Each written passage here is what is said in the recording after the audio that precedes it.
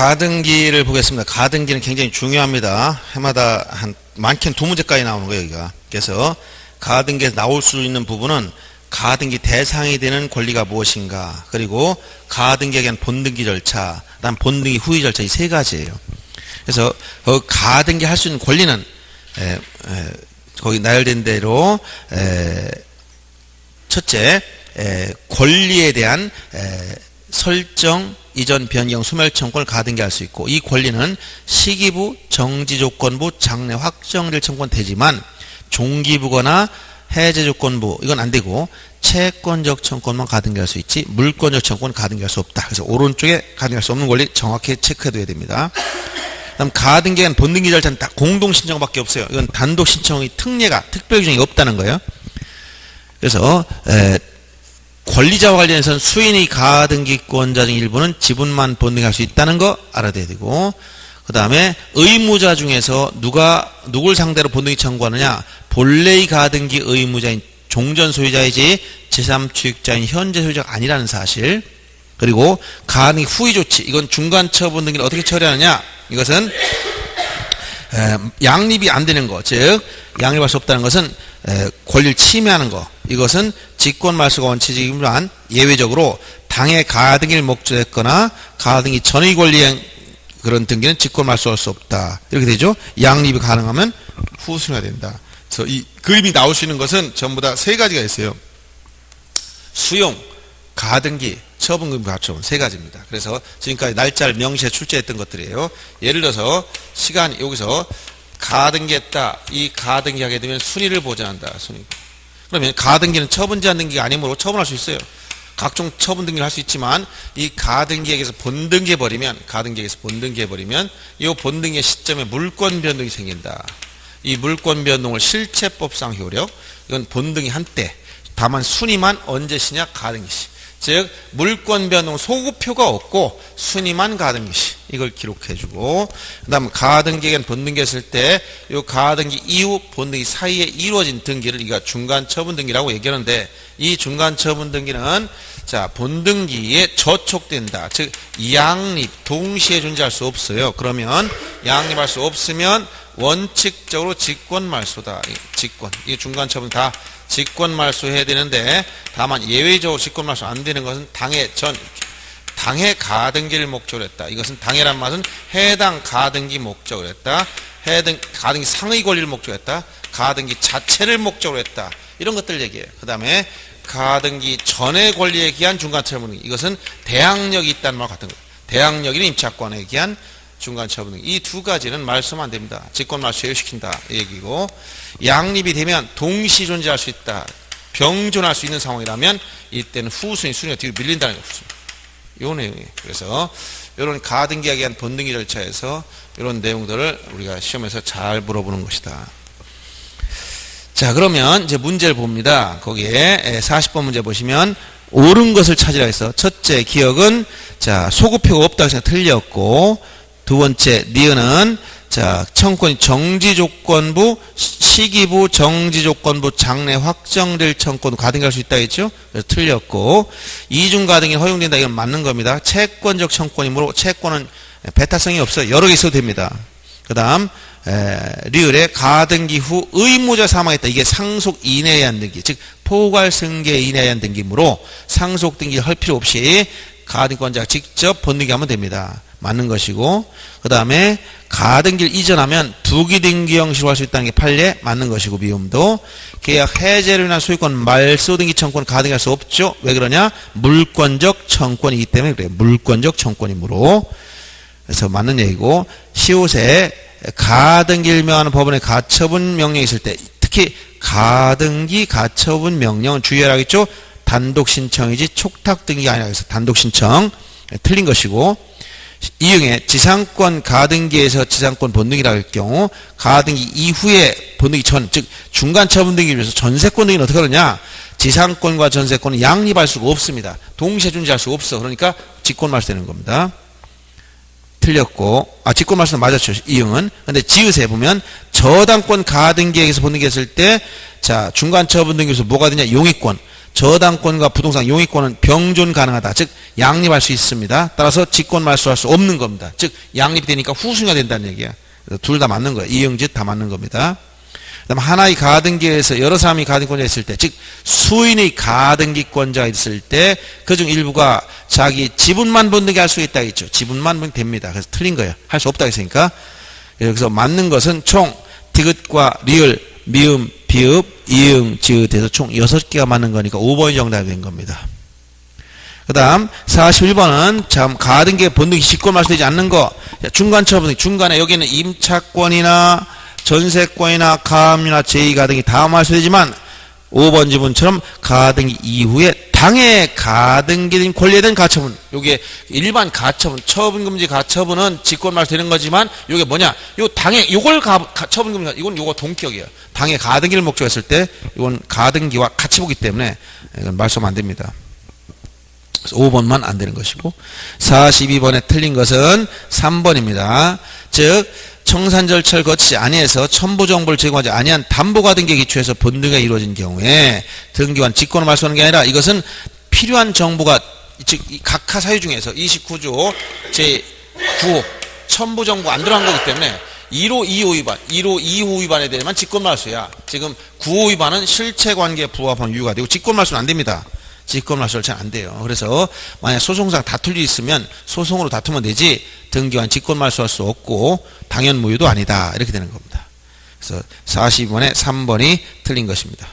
그다음 변경, 경정 등기와 관련해서는 자, 변경 등기는 일부 불일치인데 후발적 써야 된다는 것과 변경 등기 중에 특히 표제 변환 등기 중에 하필 제한 문제, 표제 변환 등기 하필 제한, 이건 지적에서 합병제하고 같은 거라 했죠. 임창용 이외의 등기가 있으면 합필할 수가 없습니다.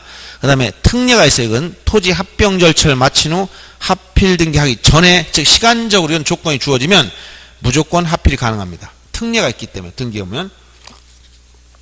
이건 이제 지적과 등기 관계. 참고로 지적에선 토지 합병이라는 것은 두 필지 이상의 토지를 예를 들어 한 필지 합하에 등록하는 걸 이거 합병이라고 그래요. 합병. 두 필지가 있다. 만약 물론 지목 다 같아요. 두 필지 이상의 토지 한 필지 합치는 거예요. 토지 합병. 합병 후에는 한 필지가 되니까 1필지 요건을 갖춰야 돼요. 요건을. 그래서 지 축수 등록 하겠지. 지적에서 집원 부여자 갖고 집안연속 지목 갖고 축척 갖고 소유자 갖고 등기부 같아야 합병이 되는 거니까 이걸 하나도 빠뜨리면 다 합병이 안 되는 거예요. 1필지 요건을 결의하면. 그리고 여기서 이것만 있는 게 아니라 권리관계 중에 되는 권리 안 되는 권리. 어떤 거? 임차권, 예외적으로 창설적 공동저당, 용익물권. 요거 뺀 나머지는 안 된다 했지. 나머지는 안 된다. 이게 등기하면 똑같이 적용되는 거예요. 등기하면 등기부에서도 합필 등기라고, 합필 등기. 즉 합병 절차를 마친 후 여기 합병 절차를 마치고 나서 이제 이 합필 등기 절차로 넘어가는 건데, 합필 등기 절차로 넘어가는 건데, 여기도 등기부상 똑같은 원리예요. 이게 똑같이 같이 정되기 때문에 여기도 자 1필지 요건을 충족하지 못했거나 임창용 이외의 등기가 있으면 합필할 수 없다. 이건 등기법 조문에 똑같이 또 나오는 거예요. 37조 임창용 이외의 등기에서 합필할 수 없어. 근데 여기는 등기법에는 또 뭐가 나와요? 38조에 특례야, 특례. 요 특례는 뭐냐? 합병 절차를 마친 후 조건이, 요 합병 절차 이런 조건이에요. 합병 절차를 마친 합병 등기 전 요 시간적 요 사이에 변화가 생긴 거예요. 요 사이에. 예를 들어서 2017년 9월 10일 날 합병이 있는데 10월 10일 날 합필 등기하기 전 여기에 만약 9월 20일 날 가압류가 생겼다. 그러면 가압류, 여기 가압류 하나 딱 들어왔어. 그러면 11번째 가압류가 있으면 원래 합필을 할 수 없잖아. 요거 이외의 등기니까. 근데 이거는 요 합병 절차를 마칠 여기 9월 10일 날은 가압류가 없으니까 지적 공무원 잘못한 게 하나도 없어요. 근데 요때 등기관은 가압류에서 각하는 게 이게 합필할 수 없으면 각하해야 돼. 그럼 등기관도 잘못한 게 없어. 그럼 어떤 문제 생기느냐? 등기부는 따로따로, 토지대장은 하나로, 이런 문제 생긴단 말이야. 그러니까 이런 문제를 막기 위해서 뭐라는 거예요? 예외적으로 이런 특례가 적용되면 합병 절차를 마친 후 합필 등기하기 전에 제한사회 생겼을 땐 그냥 해라. 그럼 어떻게 하면 되느냐? 이거 하나 만들고 이게 가압류권자 이 중에 이 지분만 가압류용으로 만들어준단 말이에요. 그 다음에 이 소유자 바뀌었을 때 어떻게 하느냐? 이건 공동소유로 만들어준단 말이에요. 이런 식으로 할 수 있게 만들어준 거예요. 이게 특례입니다. 특례. 그래서 거기 특례가 나오면 합병 절차를 마친 합필 등기하기 전에 이런 조건이 나면 무조건 다 가능하다. 이렇게 하면 됩니다. 그다음 경정 등기는 원시적 불일치고 한계는 동일성, 즉 동일성이 법을 벗어나면 경정할 수는 없다고 했어요. 그다음 일부 말소 및 소유권 경정등기라는 게 있다 했죠. 단독수를 공으로 경정하는 거, 부기등기로 해야 되고 공동 신청해야 됩니다. 이해관계 있으면 승낙서를 반드시 첨부해야 돼요. 등기필정을 만들어야 된다고 했어. 등기필정부를. 그리고 등기관이 직권으로 경정했을 때는 이해관계에 존재할 때 승낙서를 첨부해서 할 수 있는데 당사자가 여러 명이면 그중 1인에게만 통지하면 족합니다. 전원에게 통지할 필요는 없습니다. 43번 문제 틀린 거 옳은 걸 찾으라고 했네. 1번만 옳은 겁니다. 건물이 면적 구주가 바뀌었을 때는 변경 등을 하기 전, 이건 사실관계니까 대장의 기준이니까 건축물 대장을 먼저 바꿔놓아야 돼요. 2번은 틀렸죠. 종전사를 다 지워야 됩니다. 3번도 건물 면적은 표지에 배수하기 때문에 항상 주등기예요. 4번은 이해관계인이 없거나 이해관계에 있더라도 승낙서를 첨부하면 부기등기로 하고, 부기등기로 할 땐 종전사항은 다 말소합니다. 주등기로 할 때는 말소하지 않는다 했죠.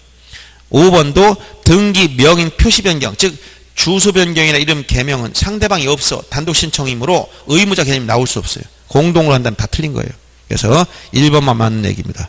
44번이 바로 하필 등기 문제를 물어보고 있죠. 자, 그래서 할 수 없는 것은 2번입니다. 갑토지와 을토지에 관해서 모두 등기원님 연을 접수와 동일한 체납 처분에 따른 압류 등기가 있으면 이때는 하필 등기할 수 없죠. 임창용 이외의 등기니까 똑같아. 저기도 임차권, 창설적 공동저당, 용의물권 이외의 등기가 있으면 압류는 여기에 들어가니까 하필할 수 없어. 다만 거기 3, 4, 5번은 절차가 합병 절차를 마친 후 하필 등기가 전, 요 특례로 가는 거예요. 조건 마친 후 하필 등기가 전, 그냥 무조건 되는 거예요. 그냥 볼 것도 없습니다. 그래서 이런 건 지적에서 합병 제한과 똑같은 개념으로 이해하되 등기에 오면 하필 특례라는 게 하나 더 있다 이런 얘기예요. 45번 일부 말소 및 소유권 경정. 아까 소유권 보존 등기할 때 간단히 설명드렸죠. 틀린 걸 찾아야겠어요. 5번이 틀렸습니다. 등기상 이해관계에 있으면 그 자의 승낙서를 첨부해야 하고 이를 첨부하지 못한 경우 주등기가 아니고 이 일부 말소 및 소유권 경정 등기는 항상 부기등기로 해줘요. 이건 실질이 말소므로 이해관계에 승낙서 첨부하지 못한 각하됩니다. 각하. 주등기 부기등기 문제가 아니야. 이거는 각하되는 거예요. 등기 안 해줍니다. 그래서 45번에 5번이 틀린 겁니다. 그 다음 말소 등기에 대해서는 등기와 실체관계가 전부 불일치한다는 거. 공동신청이 원칙이지만 단독신청 특례가 여러 가지가 있고, 그 다음 직권말소 규정도 있고 촉탁말소라는 경우도 있어요. 말소 등기는 항상 주등기로 해야 돼. 말소 등기는 할 수가 없어. 말소 등기를 말소하려면 이런 등기를 못하기 때문에 이 말소 등기라는 것은 말소 등기가 잘못됐을 때 어떻게 하냐? 말소 회복 등기로 해야 돼. 말소 등기를 다시 말소할 수는 없다는 거예요. 말소 등기는 항상 주등기로만 이루어지는 거기 때문에 우리가 말소할 때 예를 들어서 이렇게 1번 저당권 등기가 있다.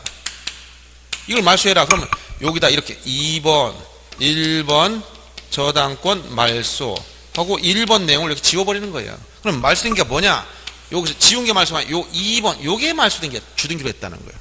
요게 잘못됐으면 이걸 지운 걸 다시 줄 수 없으니까 어떻게 한다? 살려놔야 돼. 어떻게? 말소 회복 등기 이렇게 하는 거예요. 3번 저거 전부 말소 해보니까 1번 저당권 말소 회복 이렇게 써줘야지 이걸 다시 말소 못한다는 얘기예요. 그러면 이때 이 내용을 그대로 재현시킵니다. 1순위 1순위 저당권 액수 저당권자 써주는 거예요. 그래서 말소 등이 다시 말소할 수 없다는 사실 꼭 알아둬야 됩니다.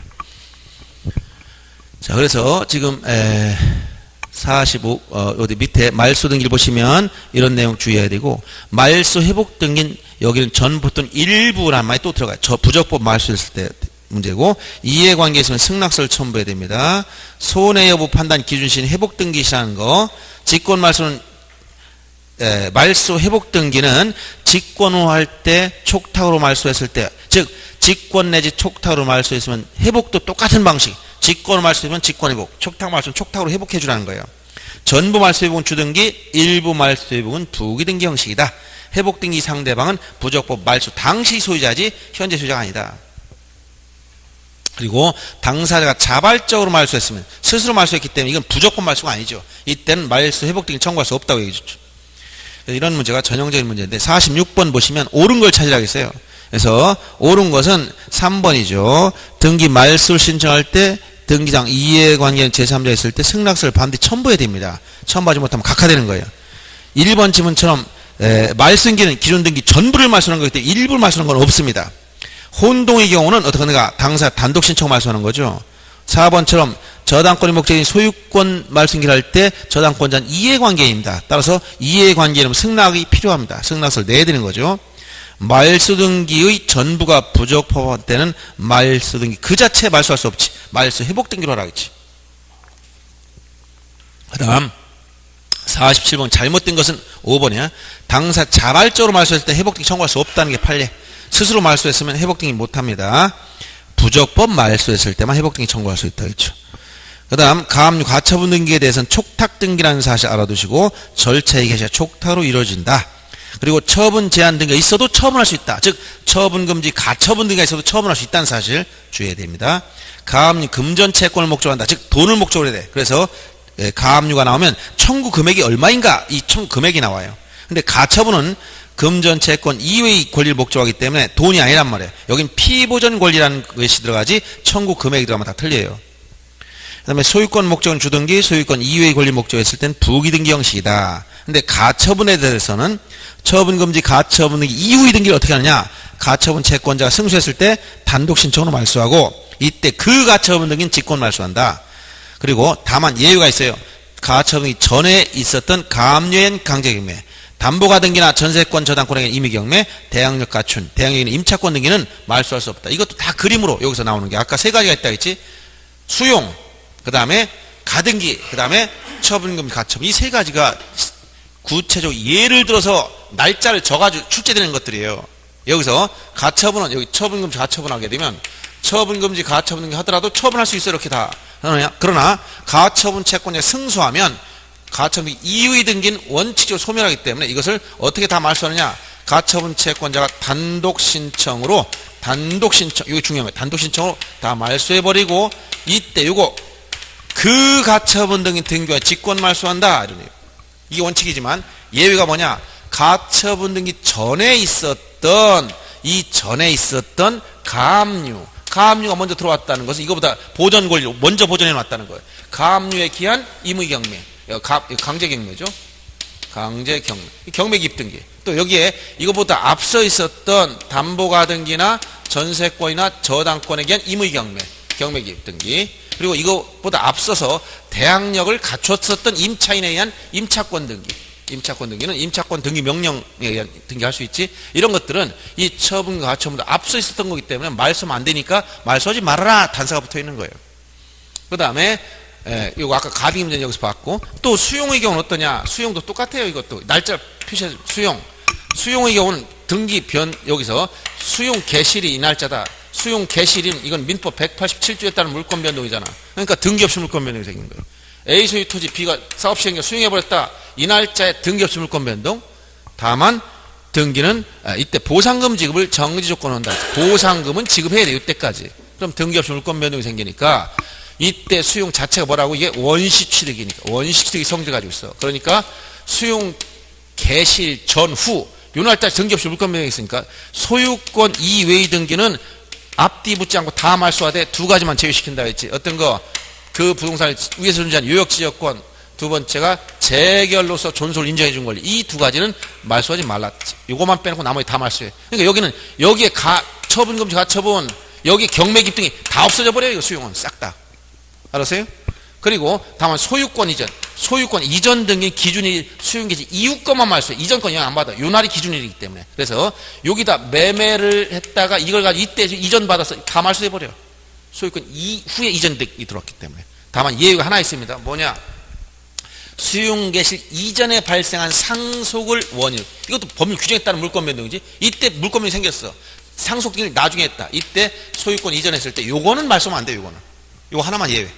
그래서 수용의 경우는 이렇게 수용 개실 전후 등기 다 말소되는 거예요. 원칙적으로 소유권 이외는 다. 다만 요역지적권과 재결로 존속 인정 등을 말소하지 말아라. 이런 얘기 있었고.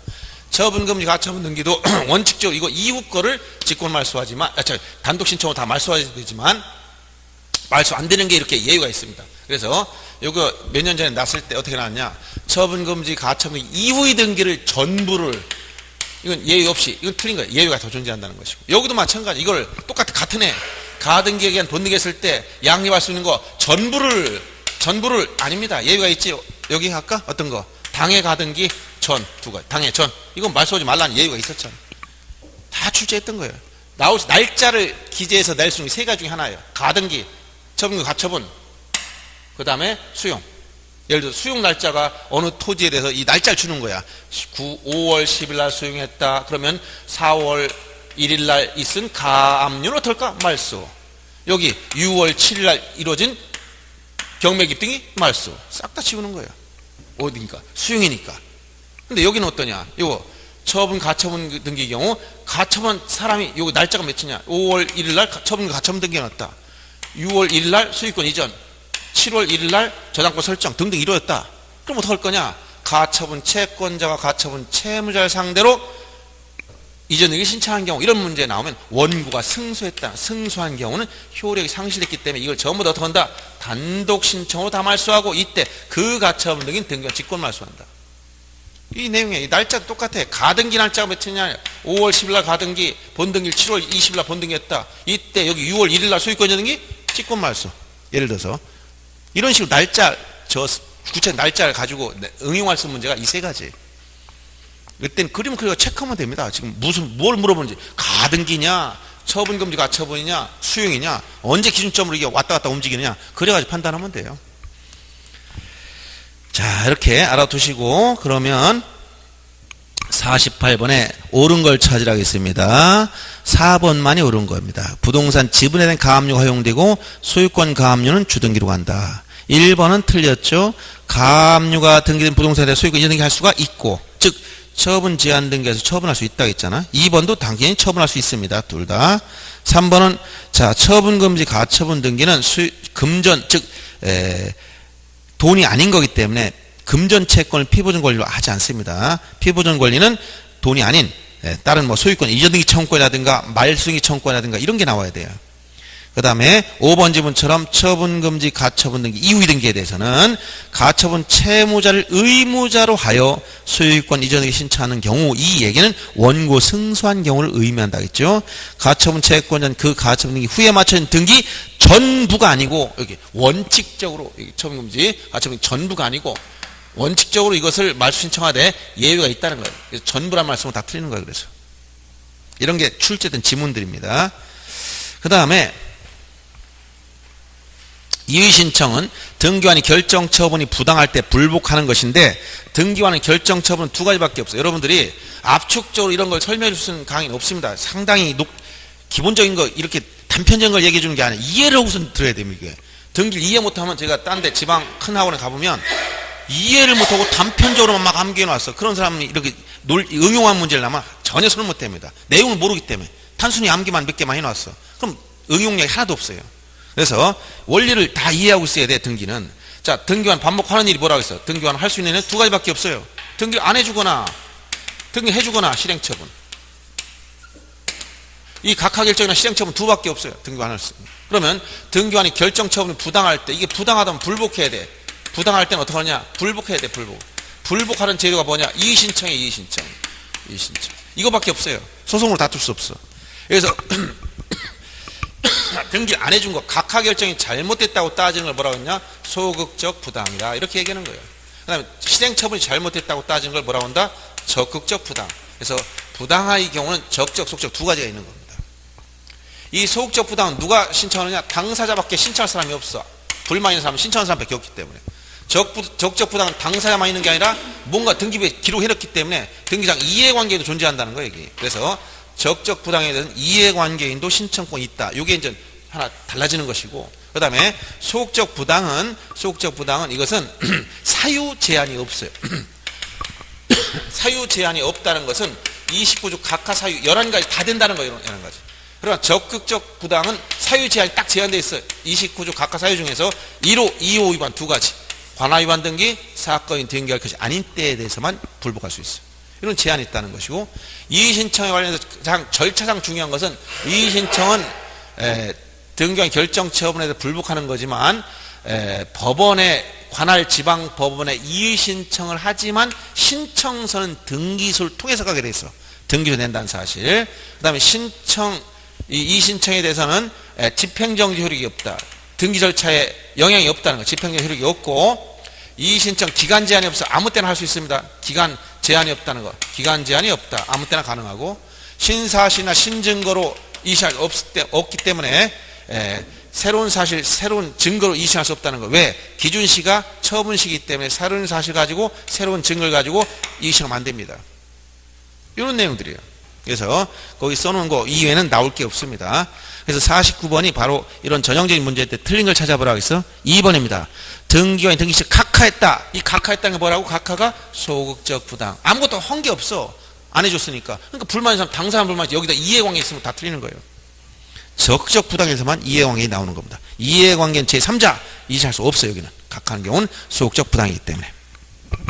그 다음에 기존의 말소나 말소역 등기에서 누차 얘기했던 등기상 이해관계는 뭐냐? 이걸 잘 이해하라고 여러 번 얘기했죠. 그래서 기본 문제, 쉬운 문제는 등기상 이해관계인이 자, 등기상, 여기 등기법성, 등기상 이해관계인 개념을 잘 이해해라.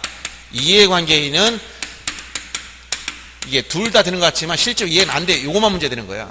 그래서 이해관계 요건을 검토해야 돼. 요건 세 가지. 등기부에 나와 있을 것, 그 다음에 양립 가능성이 있을 것, 손해를 본다. 이걸 동시에 충족해야 돼. 그래서 이해관계 등기부에 기재가 안 돼 있으면 이해관계 될 수가 없고 양립 가능성이 없으면 이해관계 아니고 이익을 보는 자 이해관계 될 수가 없어. 손해봐요. 손해. 그래서 쉬운 문제는 여기서 나오고 손해보는 문제 이익 가지고 어려운 문제 양립 가능성 이거 가지고 문제를 만들어요. 그래서 이해관계 요건을 정확히 알아야 되고 이해관계인이 된다면 이해관계인이 아니라면 아예 검토할 필요도 없는 거. 이해관계 된다면 이해관계 요건을 충족했다면 이 요건이 되면 이해관계의 승낙서가 문제되는 등기 어디냐? 이해 가름한 재판 받아야 될 등기 어디냐? 첫째 어디라고 했어요? 권리에 대해서 변경, 권리 변경 등기나 경정, 권리 경정 등기에서는 승낙서 있으면 한다, 부기 등기, 없으면 어떻게 한다? 주등기. 그 다음에 권리에 대한 말소 등기나 말소 회복 등기에 가면 승낙서 있으면 등기를 수리한다고 했지? 없으면 각하한다고 했어요. 각하. 알았어요? 이때 말소인과 같이 보는 게 뭐냐? 여기서 이거 관련된 게 규약상 공용 분야.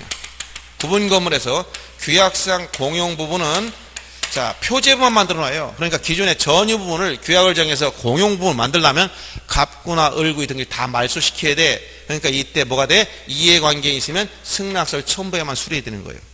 이렇게 다 연결되는 겁니다. 그래서 이해관계 문제를 여러분 기본적 문제 가장 쉬운 문제 이거 가지고 내고 좀 어려운 문제는 양립 가능성. 소유권 상호간은 양립 가능성이 없으면 이해관계 될 수가 없어요. 자, 그런 내용들입니다. 50번 문제 봅니다. 다음 중 이해관계에 해당하는 경우의 설명 중 맞는 걸 찾아봐라.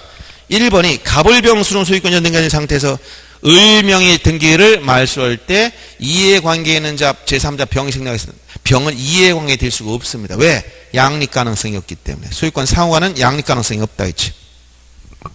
그럼 2번 전세권 존속기한 연장과 감액. 존속기한 연장하면 후순위 저당권이 어떻게 되냐? 연장하면 손해봐. 근데 감액하면 이익을 봐. 그러면 손해보는 것과 이익 보는 게 같이 들어가시면 뭐냐? 결국 손해보는 거야. 이해관계 됩니다.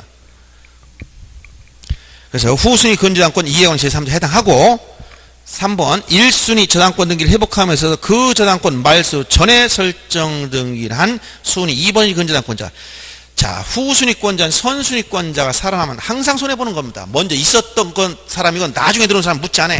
후순위권자는 선순위가 살아나버리면 항상 손해봅니다. 그러니까 뭐가 돼? 이해관계 되는 거죠. 그래서 3번은 맞고 4번 전세권 등기를 회복함에 있어서 전세권 목적 저당권자는 어떻게 되느냐? 자, 전세권이 말소했다 회복되면 저당권자는 좋아지는 거예요. 전세권을 담보로 던 사람이기 때문에. 살아나지? 그럼 이익을 보는 거야. 그럼 이해관계 될 수 없어. 손해보는 사람만 이해관계라고 했잖아. 그 다음에 5번은 말소 회복 등기 양립할 수 없어. 양립할 수 없으면 양립 가능성이 없기 때문에 이해관계 자체가 아닌 거예요. 요건에서. 그래서 항상 이해관계인 문제 남는 세 가지 요건 검토하고 이게 충족이 되면 승낙사 문제되는 등기가 뭐냐? 이걸 정리해주면 끝나는 거예요. 자, 이렇게 해서 등기 받고 이제 지적 봅니다. 지적 10 넘어 보세요. 자, 지적에서는 여러분들 이거 이제 최선 가급 좀 최대한 줄이려고 제가 테마를 줄였습니다. 먼저 지적의 5대 이념 국경형 실칙 암기하고 있죠? 자, 국경형 실칙 그 5대 이념 개념들을 알고 있어야 돼. 지적 국정주의, 지적 국정주의, 지적 공개주의, 지적 형식주의, 실질 심사주의, 직권 등록주의. 이걸 5대 이념. 앞에 여기까지 3대 이걸 5대 이념이라고 있어요. 토지 등록상 국가만이 결정한다. 신청한 사람 모두 국가가 토지피를 등록한 이유는 필요한 사람한테 다 공개하기 위한 거죠. 지역 형식주의를 다른 말로 지역 등록주의. 자, 토지 표시는 지역 공부에 등록됐을 때 효력이 발생하는 거예요. 심사 단계에선 등기와 달리 실질 심사주의. 그 다음에 지적에서는 신청하지 않더라도 직권을 등록할 수 있다는 직권 등록주의가 적용된다. 이렇게 얘기했어요. 그리고 여기서 문제되는 것은 필지 수 문제. 토지 필지 수가 지적 공부에 등록이 된 토지 필지 수와 등기부에 등기된 토지 필지 수는 원래 딱 일치하면 딱 좋지만 토지 필지 수가 안 맞는다 했지. 등기된 게 약 3% 가까이 불일치가 생겨요. 이것은 지적에서는 직권 등록주의, 등기에서는 신청주의가 적용되기 때문에 이 갭이 생긴다. 이렇게 표현해줬고, 자, 여기서 지적 공개주의와 관련된 것 중에 뭐가 있냐면, 자, 이건 경계보건 측량. 경계보건 측량은 지적 공개주의를 실현시키는 제도. 그 다음에 여기 실질 심사주의, 이건 검사 측량. 지적 측량 중에서 검사 측량은 실질 심사주의를 실현시켜주는 제도예요. 이런 내용들 알아두면 됩니다. 1번 지문처럼 틀린 것은 3번이에요. 토지 이동에 대한 신청 시 지적소관청은 사실관계 부합 여부가 아닌 절차법상의 적법성, 이게 바로 형식적 심사주의. 절차법상의 적법성이라는 것은 형식적 심사주의를 말하는 건데, 지적에는 이건 등기에서만 그렇고, 지적에는 뭐라고? 이건 실질심사. 실질적 심사해야 돼. 그래서 3번이 틀린 겁니다. 그 다음, 자, 용어 정리해서 여러분들 암기될 게 지역공부 8가지 암기하겠지? 가시적 지역공부와 불가시적 지역공부 나눠서, 지역공부는 자, 가시적이다 눈에 보이는 거, 불가시적이라는 건 정보처리 시스템에 기록 저장된 거야. 즉 지적 파일로 만든 거예요. 여기서 협의 지역공부는 대장, 즉 토지 임야대장, 토지대장과 임야대장, 그다음에 공유전 명부, 대지권 등록부, 경계점 좌표 등록부와 도면인 지적도와 임야도, 이걸 말하는 거예요. 이걸 가시적 지역공부. 8가지만이 지역공부입니다. 부동산 종합공부는 지역공부는 아니지만 암기해야 됩니다. 여기에 등록상 토지 표시와 소유자, 건축물 표시와 소유자, 토지 이용 규제, 부동산 가격과 부동산 권리에 관한 사항, 이 권리에 관한 사항은 대통령령으로 정하도록 되어 있어요. 그래서 여기에 들어가 있다는 사실. 연속 지역도라는 건 측량하지 않고 이미 전사된 파일을 이용해서 작성한 건데 지역 측량에 활용할 수가 없다. 이런 내용 꼭 기억해 줘야 됩니다. 지역 소관청은 시장, 군수, 청장을 의미하고 토지 표시 6가지 기억하라고 그러죠. 소재, 지번, 지목, 경계 잡힌 면적. 지번 부여 지역은 동리에 준한 지역인데 이때 동리는 법정동을 말한다고 했어. 그럼 토지 이동은 토지 표시를 새로 정하거나 변경 말소한다. 이렇게 그대로 용어 정의를 알아둬야 되시고, 등록 전환 순서, 항상 순서, 임토, 임야대장, 임야도에서 토지대장 지역, 이렇게 가야지. 거꾸로 가면 무조건 틀립니다. 임토. 축척 변경은 지적도에서 문제돼. 지적도, 임야도에서는 없어. 지적도에서 경계점이 정밀도를 높이기 위해서 작은 축척, 큰 축척 순서가 이렇게 작은 축척, 큰 축척으로 가야 돼. 거꾸로 가도 다 틀립니다. 작은 축척, 큰 축척으로 바꿀 때만 축척 변경이라고 한다. 이렇게 얘기했어요. 그 다음에 지역균점 3가지 암기하겠지. 삼보도, 지역 삼각점, 지역 삼각 보조점, 지역 도군점. 지역 측량 수행자는 한국국토정보공사하고 등록된 지역 측량 업자를 같이 부를 때 지역 측량 수행자다. 이렇게 표현했어요. 그래서 2번에 옳지 못한 것은 1번입니다. 연속 지역도란 측량을 실시한 게 아니라 측량하지 않고 전산 파일을 이용해서 작성한 거라겠죠. 1번이 틀리고 나머지 다 맞습니다. 다 잘 알아두시고. 그 다음 지적제도 분류 중에 우리가 채택하고 있는 것은 발달 과정에 따를 때 법지적을 취하고 있어요. 이걸 다른 말 소유지적, 경계 위치가 중요하다 했지. 위치본은 운영됐다. 그 다음에 경계 표시 방법에 따를 때 도해지역과 수지역을 모두 채택하되 도해지역은 전국적, 수지역은 일부지역. 등록 차원에 따를 때 2차원 지역이요. 신청 의무를 기준으로 했을 때 적극적 지역을 채택하고 있다라고 했어요. 그래서 3번 문제는 틀린 걸 찾으라고 했는데 이것은 4번이 틀렸어. 도해지역은 내용 파악 어려운 게 아니라 눈 뜬 사람은 다 봐요. 장님만 못 보는 거예요. 즉 그림으로 경계를 표시했으니까 눈 볼 줄 아는 사람 다 보니까 쉽지 누구든지. 그런데 정밀도는 떨어집니다. 이에 비해서 수치지역은 정밀도 높지만 일반인들은 이해하기 어렵고 비용이 많이 든다는 단점이 있어요. 그래서 도해지역은 내용 파악이 어렵다는 건 잘못해서 쉽습니다. 아주 쉽습니다. 자, 여기까지 하고 조금 쉬었다가 지역 공부 이 내용을 보기로 하겠습니다.